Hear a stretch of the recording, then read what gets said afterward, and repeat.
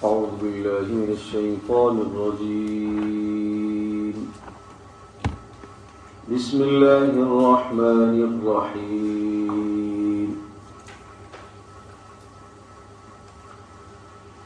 والعصر إن الإنسان لفي خسر إلا الذين آمنوا وعملوا الصالحات وتواصوا بالحق وتواصوا بالصبر. والعصر، قسم ہے زمانے کی، ان الانسان لفی خسر، بے شک انسان خسارے میں ہے. الا الذین آمنوا، ہاں مگر وہ لوگ جو ایمان لائے، وعملوا الصالحات، اور اچھے اعمال کیے، وتواصوا بالحق، اور حق بات کی تلقین کرتے رہے، وتواصوا بالصبر، اور صبر کی بھی تلقین کرتے رہے. اس سورہ مبارکہ میں الفاظ و کلمات تو سارے سہل اور آسان ہیں، اور تقریباً یہ الفاظ ایسے ہیں جو آپ ان سے انس رکھتے ہیں، مانوس ہیں آپ ان الفاظ سے. کوئی نیا اجنبی لفظ اس میں نہیں ہے. عصر اردو میں بھی ہم استعمال کرتے ہیں، عصر حاضر، موجودہ زمانہ. انسان کا لفظ پہلے آ چکا ہے. خسر، خسران، خسارہ اردو میں استعمال ہوتا ہے. آمنو، ایمان سے ہے، استعمال ہوتا ہے. عمل الصالحات، اعمال صالحہ کا لفظ استعمال کرتے ہیں. وتواصوا بالحق، حق کی تلقین کرنا. وصیت، وصیت سے یہ لفظ تواصی، وصیت کرنا. وتواصوا بالصبر، صبر کی وصیت کرنا، تلقین کرنا، ایک دوسرے کو کہنا. تو صبر کا لفظ بھی ایسا ہے کہ جو ہم سے کوئی اجنبی نہیں ہے. لیکن یہ سورہ مبارکہ بڑی عجیب سورت ہے، اور ان مختصر ترین 3 سورتوں میں سے ہے جو قرآن مجید کی سب سے مختصر ترین صورتیں. سورہ عصر، سورہ کوثر اور سورۃ النصر. یہ 3 صورتیں 3 آیات پر مشتمل. اور اس کو میں پہلے ایک قول ذکر کرتا ہوں، پھر اس کے بعد ایک مثال دیتا ہوں، پھر سمجھاتا ہوں.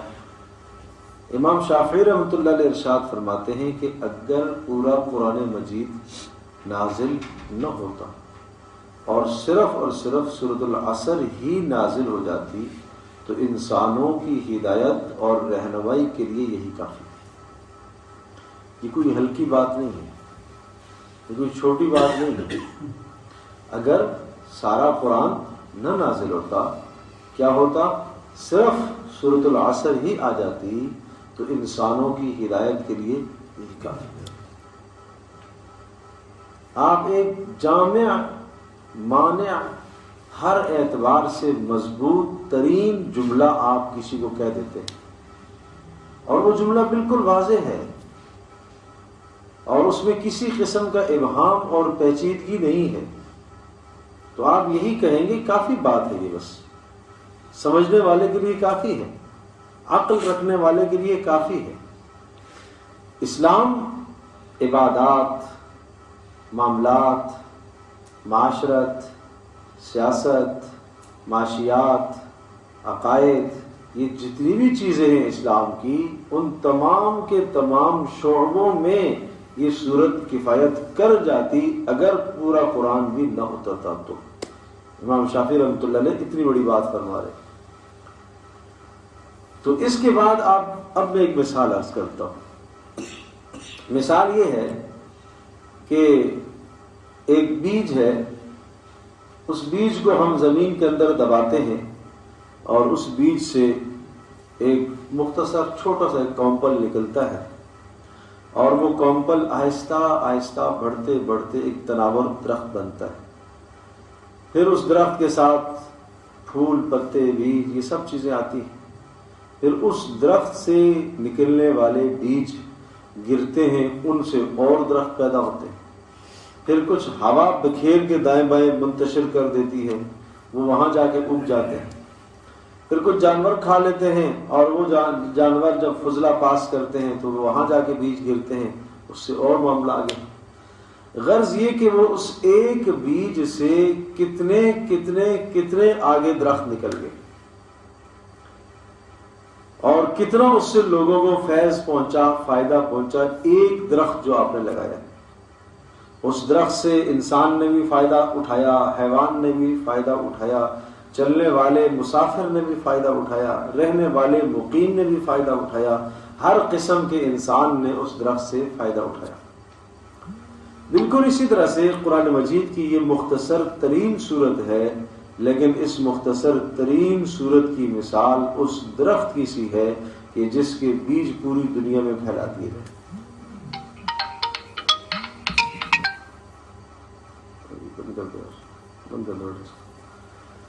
اس کی مثال اس کی بیج کسی ہے کہ جس کے فائدے کو پوری دنیا میں عام کر دیا جائے۔ اور تیسری ایک اور مثال عرض کرتا ہوں، دوسری مثال، یعنی ایک قول ذکر کیا میں نے اور ایک مثال دی، اب ایک اور مثال، کہ ایک مثال یہ ہے کہ یوں سمجھو کہ کوئی طاقتور ایسا ایٹم بم کوئی آدمی چھوڑ دے اور اس سے نکلنے والے جتنے بھی مادے ہیں، مواد ہیں، وہ پوری دنیا میں پھیل جائے، اور وہ پوری دنیا میں پھیلے، کوئی حصہ خطہ باقی نہ رہے، اور وہ اتنا ٹھوس ہو، اتنا طاقتور ہو۔ بالکل اسی طرح سے یہ صورت اس قدر طاقتور ہے کہ اس کے اندر سے نکلنے والے مضامین جتنے بھی ہیں، دنیا میں جتنا کفر ہے اس سب کفر کو یہ مار دے گی۔ جتنا ظلم ہے، جتنی زیادتی ہے، جو کچھ بدعہدیاں ہیں، جو کچھ دنیا میں ہونے والی خرابیاں اور تباہ کاریاں ہیں، ان تمام کی تمام تباہیوں کے لیے، تباہ کاریوں کے لیے، ان کو تباہ کرنے کے لیے یہ ایک صورت اس طرح سے حیثیت رکھتی ہے۔ وَلِلَّهِ الْمَثَلُ الْأَعْلَى، اللہ ہے، اللہ کا کلام مثال سے پاک ہے، صرف مثال سمجھانے کے لیے دی جاتی ہے، ورنہ اس صورت کی مثال درخت کے ساتھ کیا، اس صورت کی مثال کسی اور شے کے ساتھ ہم کیا دیں؟ جو مضامین، جو طاقت اس صورت کی ہے، جو طاقت اس کے اندر مذکور مضامین کی ہے، وہ کسی اور شے میں نہیں ہو سکتی۔ یہ تو صرف میں نے مثال دی۔ اب آپ معنی کو سمجھنے کی کوشش فرمائیں، ہم تھوڑا سا معنی کی وضاحت کرتے ہیں۔ پہلا لفظ ہے والعصر، جس کا آپ ترجمہ یہ کرتے ہیں قسم ہے زمانہ، عین صاد را، عصر، تو اس کا مطلب ہے کہ لفظ کی ادائیگی بھی درست ہے، عصر، ٹھیک ہے۔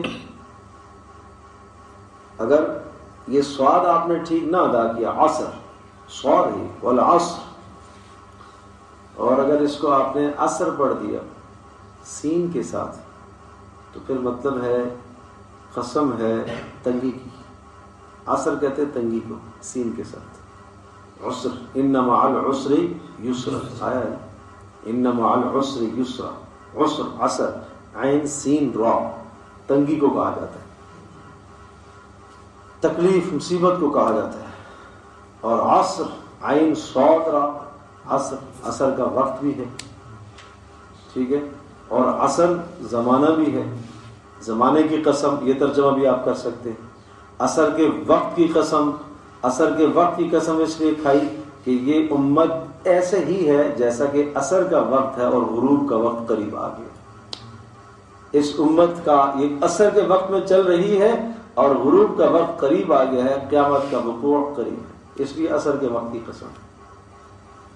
زمانے کی قسم کہ پورا کا پورا زمانہ اس امت کے سامنے، اس پورے زمانے کی کارگزاری اس کے سامنے آ چکی ہے۔ پیچھے جن قوموں نے اللہ تبارک و تعالیٰ کے پیغامات کو قبول کیا، سینوں سے لگایا، ان قوموں کو اللہ نے عروج عطا فرمایا، اور جنہوں نے نہیں لگایا، سینے سے ٹھکرایا، اللہ نے ان کو نیست و نابود اور تباہ کیا۔ وہ تمام کے تمام حالات اس کے سامنے ہیں، گویا کہ پورا زمانہ اس کے سامنے گواہ ہے۔ اس لیے والعصر، کس کی قسم؟ زمانے کی قسم۔ زمانے کی قسم، پورا زمانہ آپ کے سامنے، آپ گواہ ہو پورے زمانے کے، زمانہ آپ کا گواہ ہے۔ نمبر 3 والعصر، عین صاد را، عصر نچوڑ کو بھی کہتے ہیں، عصیر، عصر شیری، یہ کہیں لکھا ہوا ہوتا ہے نا کسی مٹھائی ہے تو عصیر، عین صاد را، عصیر جوس کو کہتے ہیں، جو پھلوں سے نچوڑتے ہیں نا اس کو عصر نچوڑنے کو بھی کہتے ہیں، نچوڑ، یوں سمجھیے پورا نچوڑ اسلام کا یہ، والعصر، اسلام کے نچوڑ کی قسم۔ تو یہ سارے معنی اس کے اندر موجود ہیں، عصر کے وقت کی قسم، زمانے کی قسم، پورا نچوڑ کی قسم، کہ آگے آنے والی بات یہ نچوڑ ہے پورا۔ تو اب جب آپ اس کو پڑھیں گے نا والعصر، زمانے کی قسم، تو پھر آپ کو پتہ چلے گا کہ زمانے کی قسم کیوں کھاتا ہے قرآن، والعصر، عصر کے وقت کی کیوں قسم کھاتا ہے، والعصر، نچوڑ کی قسم، کیوں نچوڑ کی بات، کیا بات ہے اس میں؟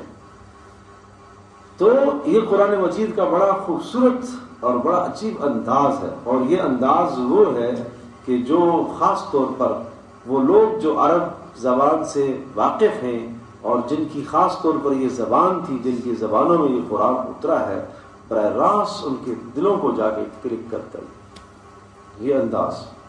ان الانسان لفی خسر، سب خسارے میں ہے، جیسا کہ ایک آدمی آ کے آواز لگانے والا آواز لگائے، سب تباہ ہو گئے، سب تباہ ہو گئے، فلاں محلے میں آگ لگ گئی، سب تباہ ہو گئے، سب تباہ ہو گئے۔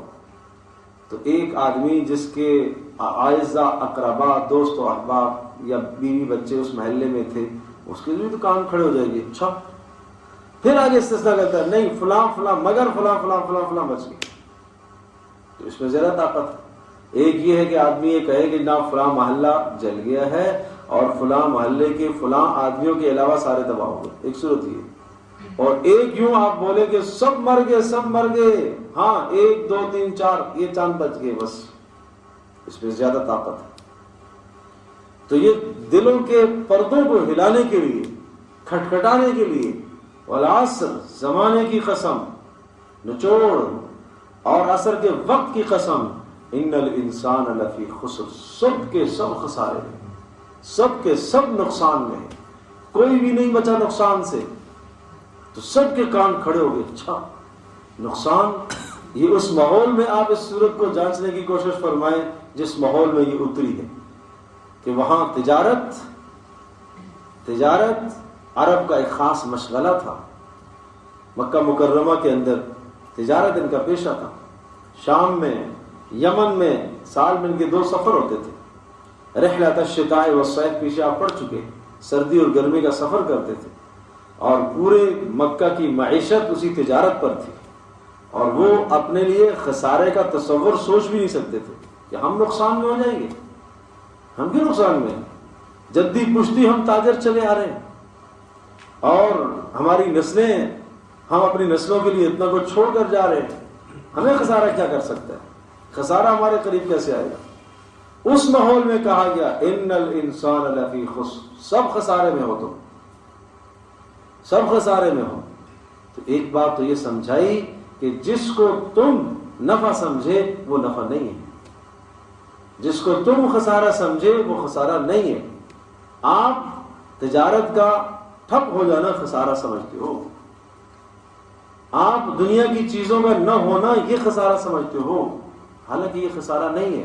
ایک تو خسارے اور کامیابی کا ہدف سمجھایا کہ کامیابی کیا ہوتی ہے، خسارہ کیا ہوتا ہے، اور دوسرا ان کو اپنی حقیقت سمجھائی کہ تم کس جگہ پر کھڑے ہو، تمہارے پاس سب کچھ ہونے کے باوجود تم خسارے میں ہو، سب کچھ ہونے کے باوجود تم خسارے میں۔ ایک آدمی اچھا کھاتا ہے، اچھا پیتا ہے، سب کچھ ہے، لیکن اس کے اوپر اگر تلوار لٹکی ہوئی ہے، کسی بھی وقت تمہاری جان جا سکتی ہے، تو اس کو سکون کیسے آئے گا؟ بالکل اسی طرح سے نہیں، تم غلط سمجھ بیٹھے ہو، تم خسارے میں ہو۔ اچھا، خسارے سے بچنے کے لیے پھر کیا کریں؟ 4 اعمال آسان میں صورت ایسے مضامین ہیں اس کے اندر، سبحان اللہ۔ الا الذین آمنوا، خسارے سے بچے گا وہ جس کے پاس ایمان ہو۔ پتہ یہ چلا کہ خسارے سے بچنے کے لیے، اخروی خسارے سے بچنے کے لیے، اخروی آخرت کے نقصان سے بچنے کے لیے یعنی جہنم کے ہولناک عذاب سے بچنے کے لیے سب سے پہلی شرط ایمان. ایمان کے بغیر جنت میں نہیں جا سکو گے. اور تمہاری حقیقی زندگی وہ ہے جو آخرت کی زندگی ہے. یہ تو تھوڑا سا تم نے یہاں وقت گزارنا ہے, یہ تو پار ہو جائے گا.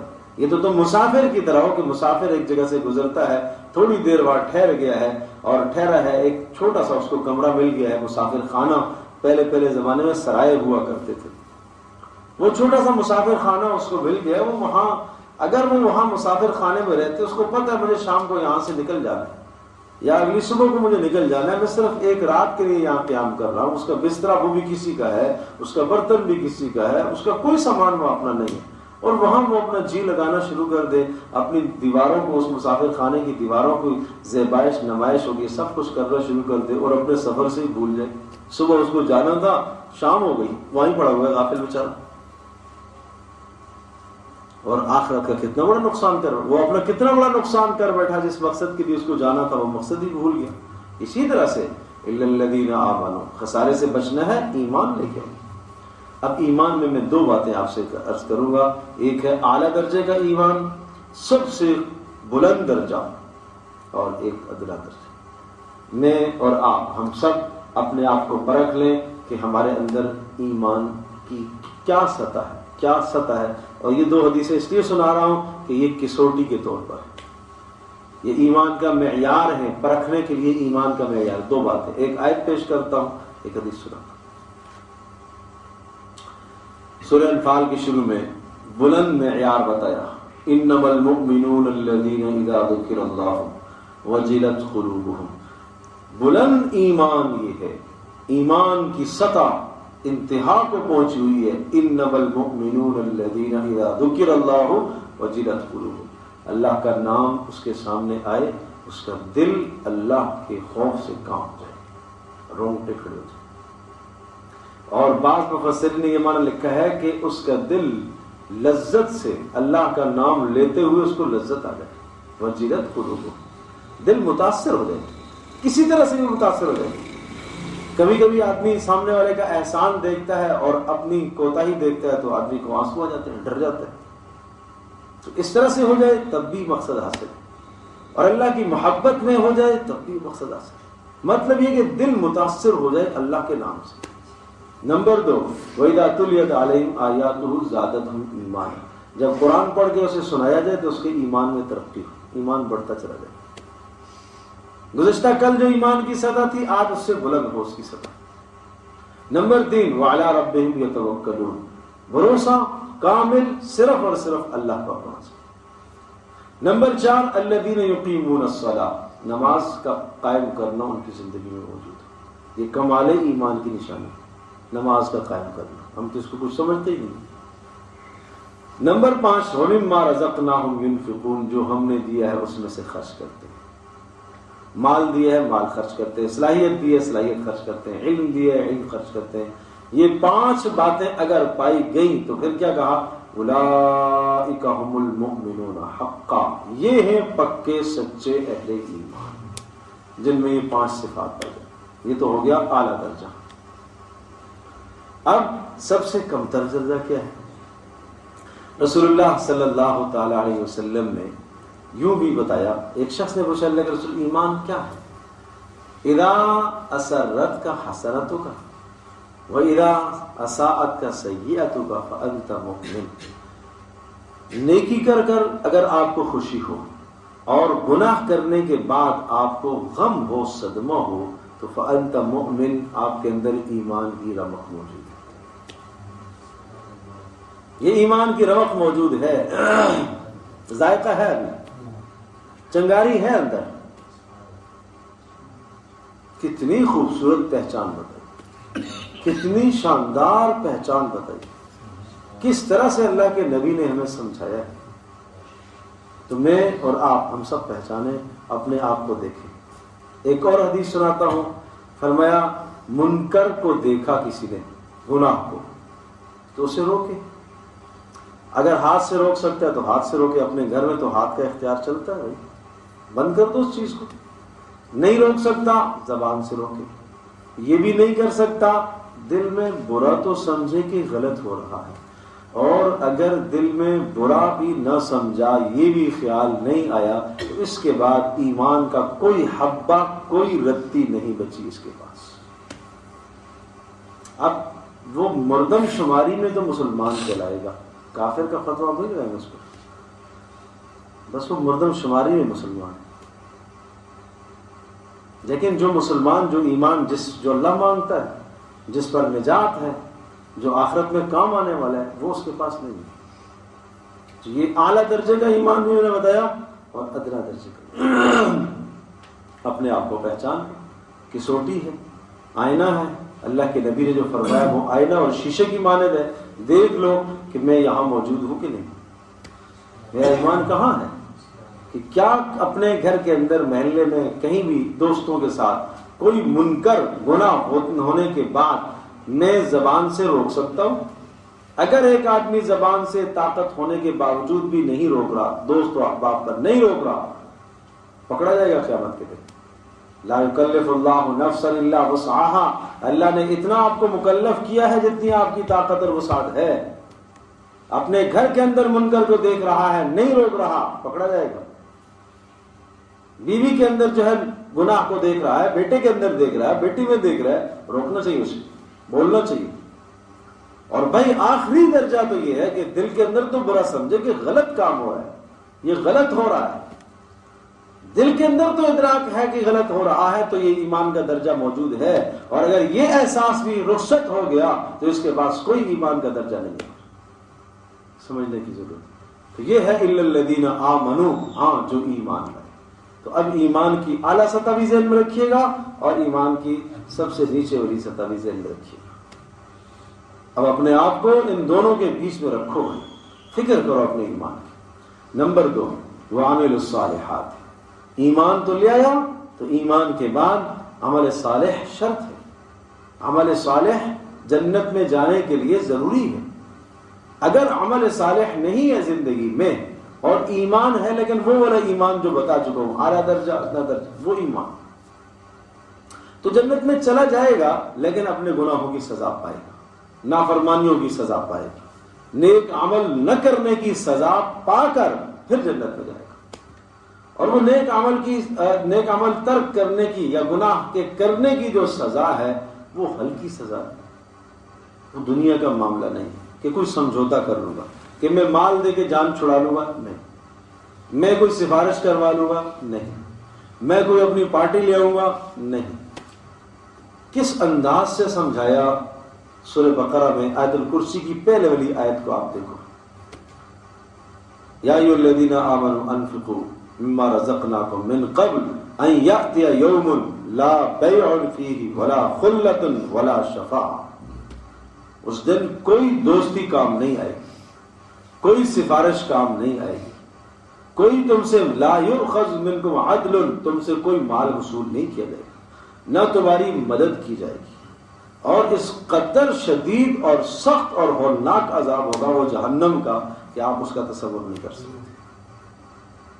بس اتنی سی عرض کرتا ہوں کہ اس ہولناکی جہنم کی اتنی سمجھائی اور بتائی کہ اگر یوں سمجھو کہ مشرق میں اگر ایک سوراخ کر دیا جائے، بیل کے نتنے جتنا جہنم سے سوراخ نکال دیا جائے، تو مغرب میں بیٹھا ہوا آدمی اس کے جسم کا اور اس کے دماغ کا بھیجا اندر کا پگھل جائے گا اس کی حرارت۔ اور کیا سمجھایا، اس قدر بتایا، صرف وہاں سے وہ جو کھانا اس کو جہنمی کو دیا جائے گا، اس کا ایک ٹکڑا دنیا میں چھوڑ دیا جائے گا، تو اس کی زہریلی، اس کی زہر، اور اس قدر اس کی زہر کہ پوری دنیا میں قیامت تک کوئی سبزہ نہیں اگے گا۔ تو بتاؤ جس کا وہ کھانا ہوگا اس کا کیا حشر؟ موت کا تو قضیہ ہی نہیں ہوگا نا کہ موت آ جائے گی، موت تو ہے ہی نہیں وہاں، موت کا تو مسئلہ ہی ختم ہو گیا، موت کو تو خود ہی موت آ گئی، موت کو تو مار دیا جائے گا، خود ہی موت آئی، تو کیا حشر ہوگا اس آدمی کا؟ اور وہ جو زنجیریں اور ہتھکڑیاں اور جو بیڑیاں ڈالی جائے گی، اس کی ایک کڑی صرف دنیا کے سب سے بلند ترین پہاڑ پر رکھ دی جائے تو وہ اس کی حرارت تپش سے اور اس کے وزن سے دب جائے گا نیچے. یہ دیکھتے نہیں ہو کتنے بڑے بڑے دنیا میں پہاڑ، کتنی بلند چوٹیاں ہیں. وہ جہنم، اس سے اپنے آپ کو بچا لو، اپنے بچوں کو بچا لو. اسی کے متعلق اللہ کہتا ہے قوا انفسکم واہلیکم نارا، اپنے آپ کو اور اپنے گھر والوں کو جہنم کی آگ سے بچاؤ. علیہا ملائکۃ غلاظ شداد لا یعصون اللہ ما امرہم ویفعلون ما یؤمرون.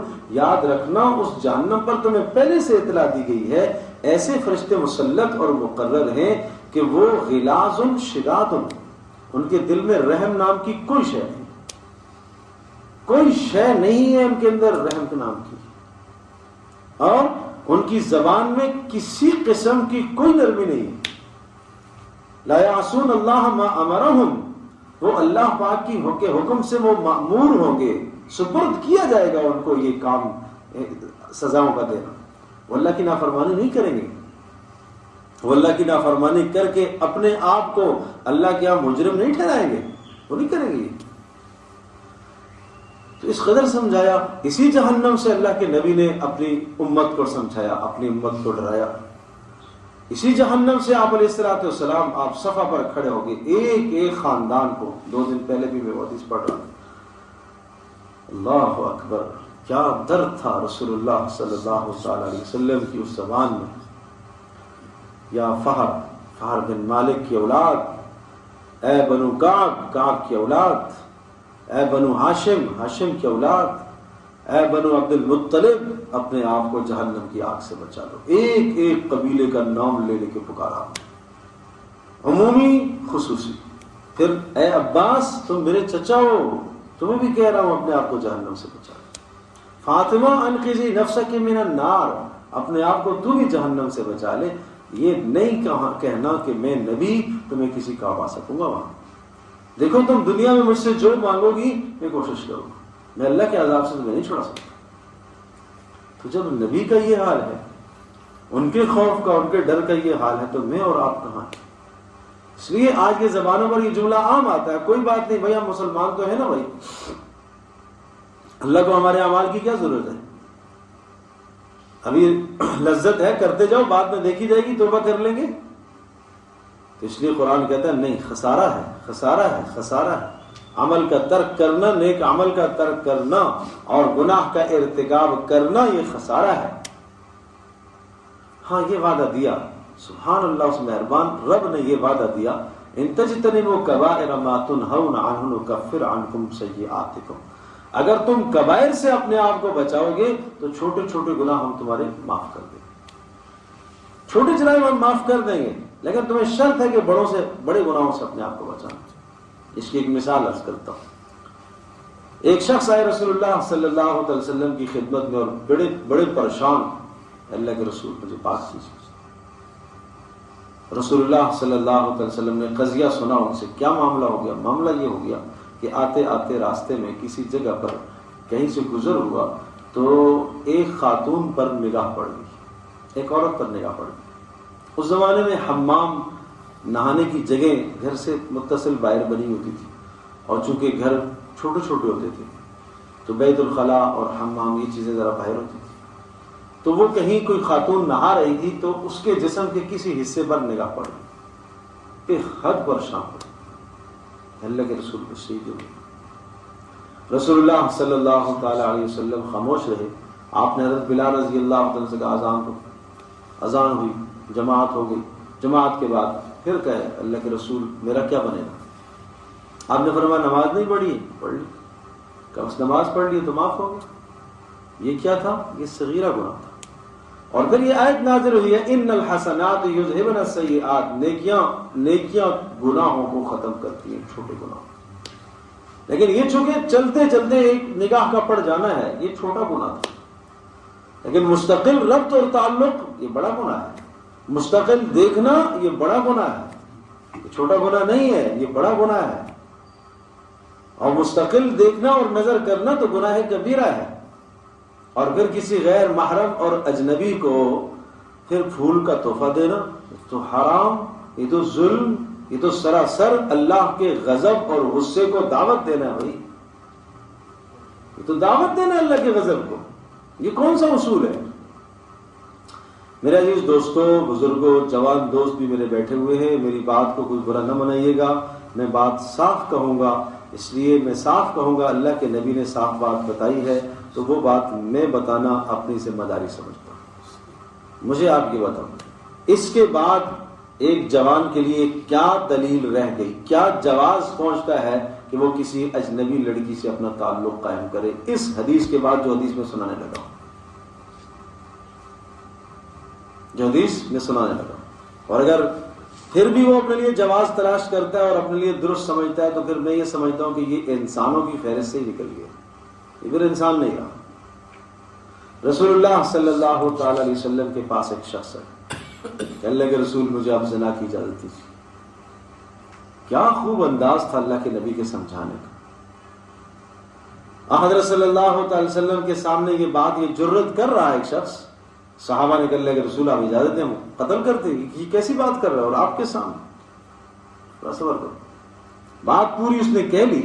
رسول اللہ صلی اللہ تعالی علیہ وسلم نے ارشاد فرمایا، سے پوچھا تم یہ بتاؤ جس عورت کے ساتھ تم یہ زیادتی اور یہ جرم کرو گے، آپ نے پہلے یہ پوچھا بتاؤ تم یہ چاہتے ہو تمہاری ماں کے ساتھ کوئی زیادتی کرے؟ نہیں۔ تم یہ چاہتے ہو تمہاری بہن کے ساتھ کوئی زیادتی کرے؟ فرمایا نہیں۔ تم یہ چاہتے ہو تمہاری پھوپھی کے ساتھ، تمہاری خالہ کے ساتھ، تمہاری بیٹی کے ساتھ، سارے محرم رشتے آپ نے گنوائے؟ تو اس نے کہا نہیں اللہ کے رسول ہرگز نہیں چاہتا۔ تو آپ نے فرمایا پھر یہ بتاؤ جس کے ساتھ تم زیادتی کرو گے وہ بھی تو کسی کی ماں، بیٹی، بہن۔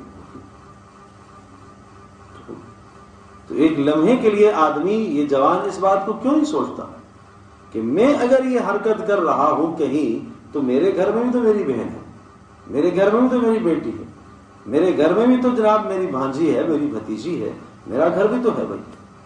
میں عرض کر رہا ہوں پیارے پیغمبر صلی اللہ علیہ وسلم نے یوں کیوں سمجھایا، یوں کیوں نہیں فرمایا حرام؟ کیا تو نے قرآن کی آیت نہیں پڑھی؟ کیا اللہ نے حرام نہیں قرار دیا اس کو؟ رسول اللہ صلی اللہ تعالی علیہ وسلم نے یہ انداز نہیں اختیار فرمایا۔ یہ قیامت تک آنے والی نسل کو یہ پیغام تھا کہ اس بدکاری کو کرنے سے پہلے اپنے انجام کو سوچا کرو، اس کے قریب جانے سے پہلے اپنے گھر کو سوچا کرو، اپنا گھر کا خیال کیا کرو۔ اس لیے صاف صاف فرمایا تم دوسروں سے اپنی نظروں کو محفوظ رکھو، تمہارے گھر کے اندر تمہاری بیٹی اور تمہاری بیوی اور تمہاری بچیوں کے اوپر لوگوں کی نظریں نہیں پڑیں گی، اور اگر تم نہیں رکھو گے تو اس کی سزا تمہیں دنیا میں یہ ملے گی، یہ سزا تمہیں دنیا میں ملے گی۔ اس لیے میں درخواست کروں گا کہ اس قسم کی رسومات سے اپنے آپ کو بچائیے، یہ ایمان کو تباہ کرنے کے اسباب ہیں، یہ تباہی ایمان ہے۔ الا الذین آمنوا، ہاں جو ایمان لیا وہ خسارے سے بچ سکتا ہے۔ تو خسارے سے بچنے کے لیے ایمان کے بعد عمل صالح شرط ہے، اور عمل صالح کا معنی جن چیزوں کا اللہ نے حکم دیا ان کو بجا لانا، اور جن چیزوں سے اللہ نے روکا ہے ان سے رک جانا، یہ کیا کہلاتا ہے؟ عمل صالح۔ یہ دونوں چیزیں، جن کا حکم دیا وہ کرنا اور جن سے روکا ان سے باز آنا، یہ عمل صالح۔ یہ دو کام ہو گئے جو اپنی ذات سے متعلق ہیں، ایمان اور عمل صالح اپنی ذات سے متعلق ہے۔ اب تیسرا کام وہ آیا، یہ امت صرف اپنی ذات کے لیے نہیں پیدا ہوئی، یہ انسان اپنی ذات کے لیے نہیں آیا ہے، یہ جینا صرف اپنی ذات کے لیے نہیں ہے، یہ آیا ہی دوسروں کے جینے کے لیے، دوسروں کے جینے کا ذریعہ بننے کے لیے، دوسروں کو جہنم سے، خسارے سے بچانے کا ذریعہ بننے کے لیے آیا ہے۔ یہ اس کی دنیا میں آنے کا مقصد ہے۔ اسی کو فرمایا کنتم خیر امۃ اخرجت للناس، سب سے بہترین اسی لیے تم ہو کہ تم لوگوں کے نفع کے لیے نکالے گئے ہو۔ اس لیے فرمایا وتواصوا بالحق، حق کی تلقین کرے گا تو اس خسارے سے بچ سکے گا۔ اگر ایمان لایا تو 25% کچھ کامیابی پا گیا، عمل صالح ہوا 50% کچھ کامیابی پا گیا، خسارے سے بچ گیا۔ اس کے بعد اگر تواصی بالحق نہیں کی، حق کی تلقین نہیں کی، تو نصف خسارہ نصف ایمان۔ اور اگر تواصی بالحق اس نے کیا، حق بات کی تلقین دوسروں کو بھی کرتا رہا، تو یوں کہا جائے گا کہ 75% یہ خسارے سے بچ گیا ہے، 75% بچ گیا۔ تو ظاہر سی بات ہے اس دنیا میں ہر آدمی چاہتا ہے کہ میں کامل طور پر خسارے سے بچوں، تو کامل طور پر خسارے سے بچنے کے لیے پھر کامل اعمال کروں، پھر 4 کام پورے کرو. تو ہر آدمی اپنے گھر سے شروع کرے. وانذر عشیرتک الاقربین، یہ آیت نازل ہوئی تو آپ نے سب کو اپنے گھر والوں کو جمع فرمایا. سب اپنے گھر سے شروع کرو کہ بھائی اپنے گھر سے آغاز کرو، اپنے گھر سے اللہ کے پیغام کو سنانا شروع کرو، رسول اللہ صلی اللہ علیہ وسلم کی احادیث کو اپنے گھر میں بتانا شروع کرو. روزانہ 10 منٹ اپنے گھر کے اندر تعلیم کیا کرو، فضائل اعمال کی تعلیم. اور صحابہ کرام رضی اللہ تعالیٰ عنہ اجمعین کے حالات زندگی پڑھو. قرآن مجید کا ایک آیت جو ابھی یہاں ہم پڑھتے ہیں، اسی کو پورے ہفتے اگر آپ دہراتے رہے تو کتنی اچھی بات ہے. رسول اللہ صلی اللہ علیہ وسلم کے ارشادات میں سے کوئی حدیث آپ لے لو. معارف الحدیث ایک بہترین کتاب ہے، معاشرتی زندگی میں آپ کو بہترین رہنمائی کرنے والی کتاب ہے. اسوہ رسول اکرم ایک کتاب ہے جس میں نبی علیہ الصلوۃ والسلام کی حیات طیبہ آپ کی زندگی کو جمع کیا گیا، اس سے آپ تعلیم کریں. یہ ہے تواصی بالحق. اپنے گھر والوں کو بھی خسارے سے بچانا ہے، بچوں کو بچانا ہے، بیوی کو بچانا ہے. اچھا، جب آدمی حق بات کہتا ہے تو پھر کچھ نہ کچھ مسائل آتے ہیں. کیوں؟ اس لیے مسائل آتے ہیں کہ یہ یوں سمجھیں کہ یہ سوغات ہے. کسی جگہ پر آدمی جاتا ہے، کسی جگہ پر آدمی ظاہر سی بات ہے ٹھنڈے علاقے میں جاتا ہے تو آدمی کہے کہ میں ٹھنڈے علاقے میں آیا ہوں، میں پہاڑ بھی دیکھوں، میں برف بھی دیکھوں، لیکن مجھے سردی نہ لگے. آئے کیوں؟ تو لگے گی. تو بالکل اسی طرح سے جب آدمی حق بات کہتا ہے تو کچھ نہ کچھ مشکلات آتی ہیں، ان پر صبر کرنا پڑے. رسول اللہ صلی اللہ علیہ وسلم پر بھی آئی. عام طور پر مشکلات کیا آتی ہیں؟ سامنے والا بات نہیں سنتا، دل پر ناگواری ہوتی ہے. دل پر ناگواری ہوتی ہے، ڈنڈا اٹھا لیتا ہے. نہیں، ایسا نہیں کرنا، ایسا نہیں کرنا. سمجھانا ہے پیار سے، محبت سے. سامنے والا کوئی جملے کسنا شروع کر دیتا ہے، تو آیا بڑا تبلیغ کرنے والا، تو آیا بڑے جناب ہمیں نصیحت کرنے والا، خود تو یوں کرتا ہے اور مجھے نصیحت کر رہا ہے. یہ ساری باتیں آتی ہیں. ایسے حالات میں آدمی کو صبر کرنا ہے. اور پھر ظاہر سی بات ہے یہ تو مسلمانوں کی طرف سے، کفار کی طرف سے بھی ایذائیں آئیں گی. رسول اللہ صلی اللہ علیہ وسلم پر تو کافروں کی طرف سے کتنی ایذائیں آئی ہیں. کیا پیارے پیغمبر صلی اللہ تعالی علیہ وسلم کو جو لوگوں نے ہجرت پر مجبور کیا یا آپ کی مخالفت شروع ہوئی، 40 سال سے پہلے تو کوئی مخالفت نہیں تھی. جب آپ نے دعوت شروع کی، دوسروں کو بات بتانا شروع کی تو مخالفت آئی. پہلے تو لوگ کیا کہتے تھے؟ صادق، امین، صادق، محمد سچے، محمد امانت دار، محمد سچے، محمد امانت دار. وہ تو یقیناً سچے امانت دار، بے شک بے شک بے شک ہیں. لیکن مخالفت کہاں ہوئی ہے؟ اسی کے بعد تو ہوئی ہے، رسالت کے بعد ہوئی ہے، رسول بننے کے بعد، نبی بننے کے بعد، قرآن کے نزول کے بعد مخالفت ہوئی ہے. تو ہم مخالفت سے گھبرا جاتے ہیں کہ نہیں اگر میں یوں کروں گا تو لوگ کیا کہیں گے. اللہ کے رسول تو مخالفت سے نہیں گھبرائے. سارا جہان ایک طرف ہو جائے، مجھے بات کہنی. جب میں ٹھیک کر رہا ہوں، میں ٹھیک بات کہہ رہا ہوں، میں قرآن کی بات کہہ رہا ہوں، تو پھر سارا جہان ناراض رہے، مجھے بات کہنی. تو یہ ہے وتواصوا بالصبر، ایک دوسرے کو صبر کی تلقین کرنا.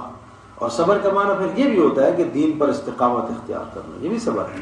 گناہوں سے بچنا، یہ بھی صبر ہے. مصیبت کے وقت جزا فضا کرنے سے اپنے آپ کو بچانا، یہ بھی صبر کہلاتا ہے. یہ سب معنی صبر کے آتے ہیں.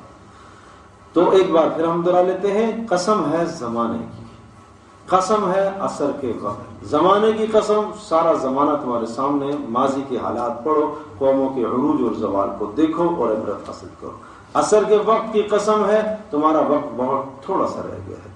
عصر اور نچوڑ کی قسم ہے، پورا نچوڑ ہے تمہارے سامنے یہ ہے، اور سب کے سب خسارے میں ہیں، کسی بھی قسم کا فائدہ نہیں ہے. ہاں، خسارے سے بچنا ہے تو ایمان لے کے آؤ. ایمان کی دونوں سطح آپ کو بتا دیں، اور عمل صالح کرو. عمل صالح کا مطلب جن چیزوں کو کرنے کا حکم دیا ان کو کرو، اور جن چیزوں سے روکا ان سے باز آ جاؤ. اور پھر یہ کام تو 2 تھے جو اپنی ذات سے متعلق تھے، پھر تیسرا کام متعدی ہے، دوسروں کے متعلق ہے. وتواصوا بالحق، حق بات کی تلقین کرتے رہنا. اور پھر اس پر کچھ مسائل آئیں تو پھر صبر کر لیجیے گا. وتواصوا بالصبر، یہ خسارے سے بچنے کے لیے یہ 4 اعمال ہیں. جو فرد ان 4 اعمال کو اختیار کرے گا وہ خسارے سے بچے گا. جو گھرانہ اختیار کرے گا وہ خسارے سے بچے گا. جو امت اختیار کرے گی وہ خسارے سے بچے گی. جو نہیں اختیار کرے گا اس کے لیے خسارے سے. قرآن کے فیصلے اٹل ہیں، ان میں تغیر، ان میں تبدل نہیں آتا. فلن تجد لسنت اللہ تبدیلا ولن تجد لسنت اللہ تحویلا.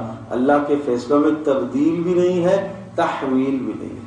تبدیل کا مطلب کیا؟ کہ ہاں یہ مقرر تھا کہ سزا کیوں ہو اور اب بدل گئی، نہیں بدلے گی، نہیں طے ہے. تحویل نہیں ہے، آنا تو اس پر تھا، بلی پڑنی تھی اس پر، لیکن اس پر پڑ گئی، یہ بھی نہیں ہو سکتا۔ اللہ کا نظام ہے، وہ دنیا کا نظام نہیں ہے کہ عذاب لانے والے کو غلطی لگ گئی ہے، خسارہ لانے والے کو غلطی لگ گئی ہے، اس کو نام کسی اور کا بتایا تھا، وہ کسی اور کے پاس لے کے چلا گیا۔ تو دنیا میں ہوتا ہے بھائی، اللہ کا نظام ہے۔ تو اس لیے سمجھنے کی کوشش کرو، اس سورہ مبارکہ کو اپنے گرد و نواح میں دوستوں کو سمجھاؤ، بتاؤ، اور یہی حق بات کی تلقین کرنی ہے کہ جب آپ کل اپنے یہاں بیٹھیں گے احباب میں، دوست و احباب میں، مومنوں سے درخواست ہے وہ اس صورت کی تلقین، اس صورت کا سبق دوسروں کو بتائیں کہ ہم نے یہ سبق سیکھا ہے۔ اللہ پاک ہم سب کے لیے عمل کرنا آسان۔